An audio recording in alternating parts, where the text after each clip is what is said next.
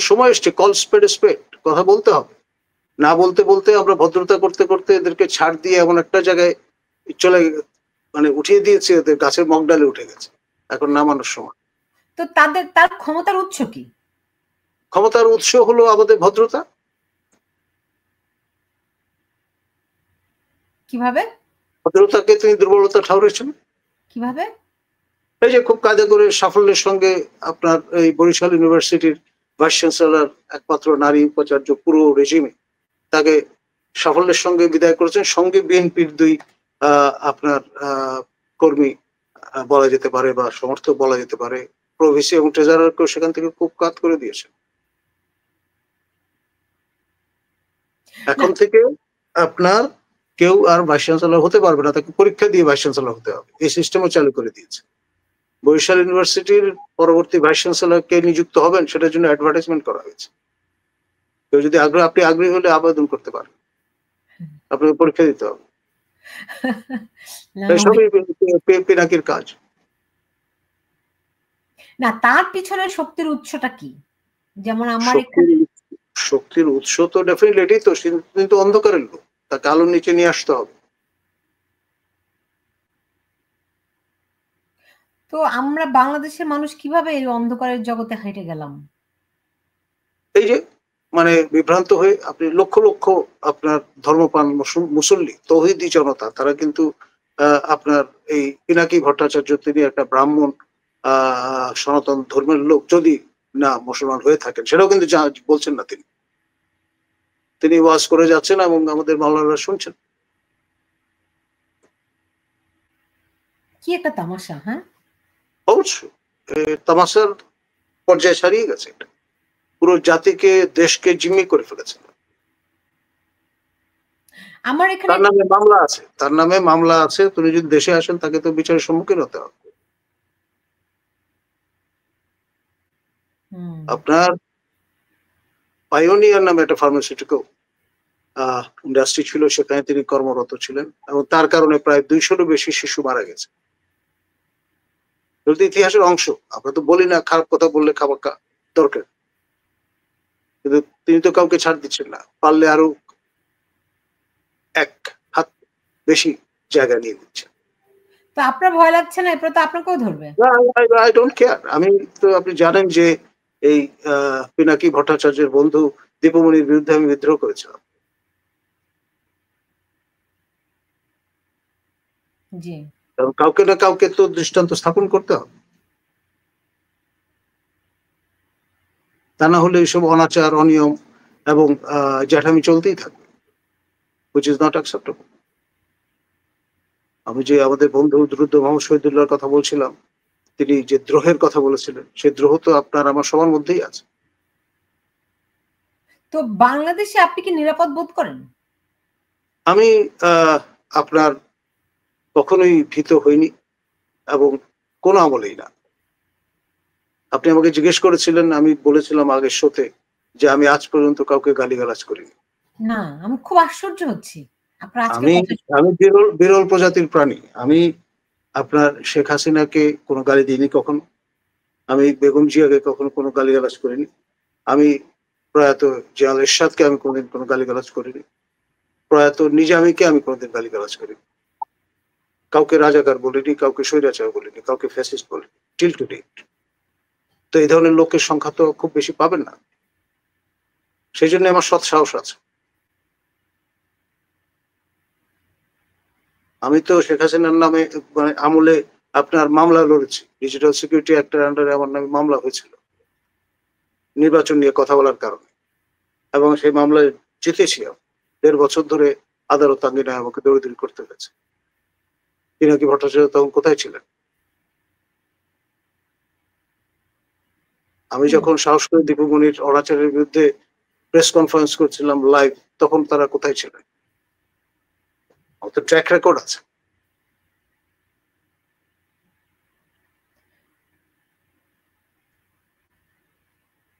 অনেকেই প্রশ্ন করেন দেশটা কেমন করে এরকম হয়ে গেল। এটা আসলে ওই যে আমরা না বলতে বলতে এই অবস্থা হয়েছে। আমার মতো সবাই যদি এখন গর্জে ওঠেন তাহলে কিন্তু ট্র্যাকে চলে আসবে দেশ, এভাবে চলতে পারে না। মানে মব কোনো শাসন ব্যবস্থা হতে পারে না, ইম্পসিবল। পৃথিবীর কোনো দেশে মব আপনার অনন্তকাল 10 মাস ধরে চলতে পারে না।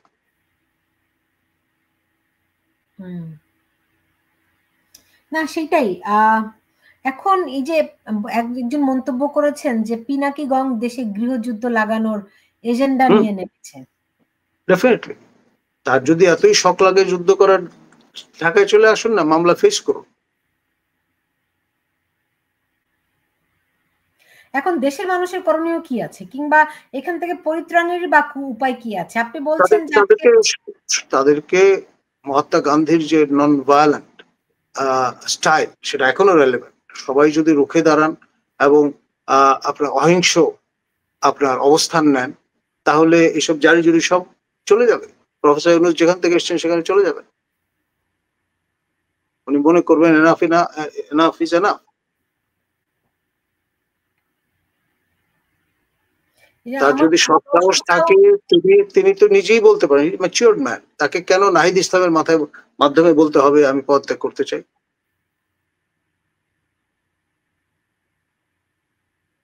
এই প্রশ্নটি তো বিএনপির পক্ষ থেকে তোলা হয়েছে, যে জন্য বিএনপি এখন খারাপ।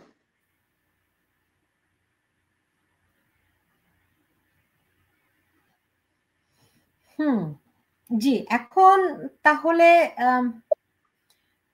এর থেকে পরিত্রাণ বুঝলাম যে সবাইকে ঐক্যবদ্ধ হতে হবে, এর মধ্যে সোচ্চার হতে হবে। ওকে ফাইন, সোচ্চার হতে হবে এবং নন ভায়োলেন্ট, মানে অহিংস অবস্থান নিতে হবে। আপনার ইউনূস সাহেব যারা চাচ্ছেন গৃহযুদ্ধ, সেদিকে দেশকে নেওয়া যাবে না, তো দেশ ধ্বংস হয়ে যাবে।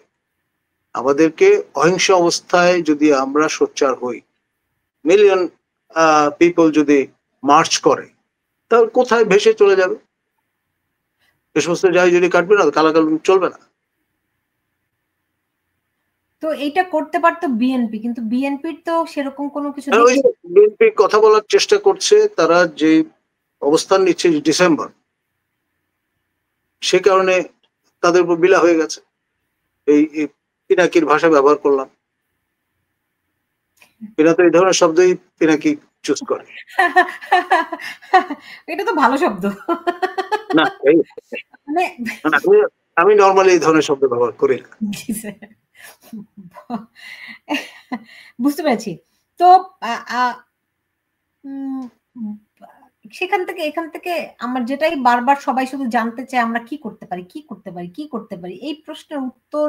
সবাইকে সোচ্চার হতে হবে, সবাইকে যে যার অবস্থানের থেকে অহিংস কায়দায় আপনার প্রতিবাদ করতে হবে, প্রতিবাদী হতে হবে, মেনে নেওয়া যাবে না।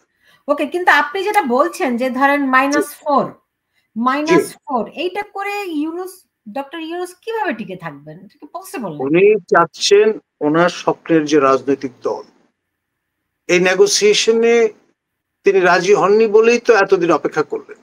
ইনানিতে যে বৈঠক হয়েছিল জিয়াল মঈনের সঙ্গে, তার এবং ফখরুদ্দিনের, সেখানে তিনি বলেছিলেন টানা 10 বছর তিনি ক্ষমতায় থাকতে চান, তা না হলে তো ওনার খায়েশ মিটবে না। তো তখন ফখরুদ্দিন, মঈনুদ্দিনরা রাজি হননি, সেই জন্য সেই সরকার দায়িত্ব তিনি নেননি। তাকে কিন্তু বলা হয়েছিল, পরিষ্কার খেয়াল আছে আমার, তাকে অ্যাপ্রোচ করা হয়েছিল, তিনি ফোনই ধরেন।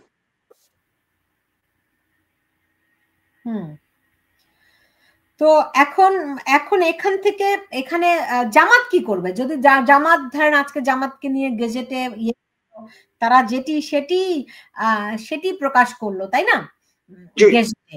তো এখন জামাতের প্রতিক্রিয়াটি কি হবে? জামাতের উপর ভর করে জামাতকে সঙ্গে নিয়ে জামাত ক্ষমতায় রেখে জামাতকে এই দেশ চালাচ্ছে ডক্টর ইউনূস। হ্যাঁ, যখনই তারা ওই যে বললেন না, বাচ্চাদের সুযোগ দিতে হবে, অর্থাৎ জুন পর্যন্ত সুযোগ নিয়ে যদি তাদের পরিপুষ্ট করতে পারেন অর্থ, বিত্ত, সকল অর্থে, তখন এদেরকে ব্যবহারের সামগ্রী ডাস্টবিনে ছুঁড়ে ফেলে দেবেন এবং আপনার তার মতো করে ইঞ্জিনিয়ারিং এর একটা ব্যবস্থা করবেন যাতে সরকার গঠন করা যায়।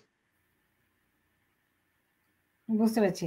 এখন এমনিতে স্যার ধরেন আমরা কয়েকদিন ধরেই বারবার শুনতে পাচ্ছিলাম, আপনিও আমার অনুষ্ঠানে কয়েকবার বলেছেন যে সেনাবাহিনী একটা ভূমিকা রাখতে পারে। সেনাবাহিনীর আসলে ইনার মোটিভটা কি? এখন ধরুন জুলাই যে চার্টারের কথা তারা বলছেন, এটা যদি একবার জারি করে ফেলতে পারেন, সংবিধান ফেলে দেবেন, ছুঁড়ে ফেলে দেবেন ডাস্টবিনে। এবং যদি তাই হয় তাহলে মহামান্য রাষ্ট্রপতিকে ইজ আউট করে দেবেন বঙ্গভবন থেকে, এবং এই 3 বাহিনী প্রধান তারাও কেউ থাকতে পারবেন না। মানে পুরো খোলনইচে রাষ্ট্রের পাল্টে ফেলার একটা প্রক্রিয়া কিন্তু চলছে, এবং অদৃশ্য একটা শক্তি দেশ পরিচালনা করছে। তাদের তো আলোর নিচে নিয়ে আসতে হবে। এখন এখন ধরেন যেই মুক্তিযুদ্ধের মধ্য দিয়ে আমাদের দেশ প্রতিষ্ঠিত হয়েছে, সেনাবাহিনী প্রতিষ্ঠিত হয়েছে, সেই সশস্ত্র বাহিনী যাদের দায়িত্ব বাংলাদেশের স্বাধীনতা, সার্বভৌমত্ব, অখণ্ডতা বজায় রাখা, তারা কি এটা চেয়ে চেয়ে দেখবে? তারা যে দেখবেন না সে হুঙ্কার তো তারা ইতিমধ্যে দিয়ে দিয়েছেন। আপনার রংপুরে একজন 1 স্টার জেনারেল, তিনি সার্জিসের মুখের উপর বলেছেন, আমার শেষ রক্তবিন্দু থাকা পর্যন্ত আমি কিন্তু আপনাকে মাফ করতে দেবো না। একেবারে মুখোমুখি, সামনাসামনি, পেছনে না।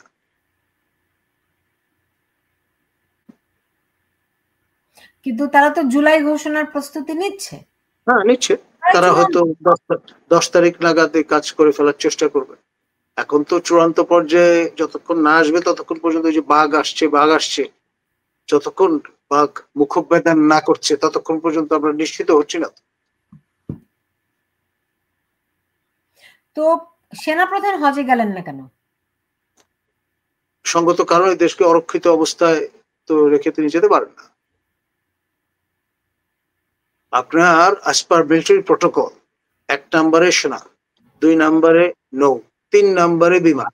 সেই জন্য 3 নম্বরে যিনি আছেন তাকেই পাঠানো হয়েছে বা যেতে দেওয়া হয়েছে বা বলা হয়েছে যান। তো 3 জন একসঙ্গে হজ করতে যাওয়ার প্রিপারেশন নিলেন কিভাবে? ভাই টিকিটও কাটা ছিল বলে আমি শুনেছি। হ্যাঁ, এটা করলেন কিভাবে? পরে ব্যাক অফ দ্য মাইন্ড তাদের মনে হয়েছে যে এটা তো ঠিক না, এই জুলাইয়ের কাণ্ডটা তো করে ফেলবে আগে ভাগে।